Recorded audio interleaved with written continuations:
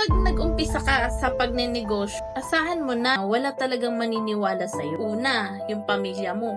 Pangalawa, kaibigan mo. Pati nga partner mo, di maniniwala. Karamihan sa mga Pilipino, to see is to believe. Saka maniniwala kapag may nakikita ng bago sa'yo. Hello, kaibigan, nag-uumpisa pa nga lang siya. Natural, wala pang resulta yan. Ikaw nga, matagal ka na sa ginagawa mo, hanggang ngayon baka wala ka pang malaking ipon o resulta. Kaya wag mong hanapang resulta, kaibigan mong nag-uumpisa pa lang sa negosyo. Balikan mo siya after 3 to 5 years from now at ikumpara mo yung resulta niya sa resulta mo. Yan mahirap sa ating mga Pilipino.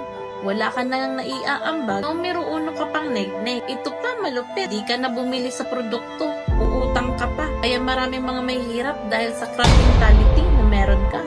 Yung ayaw mo nakikita na umaangat kaibigan mo, yung kung anong buhay meron ka, gusto mo ganun din siya. Unfair mo naman kaibigan.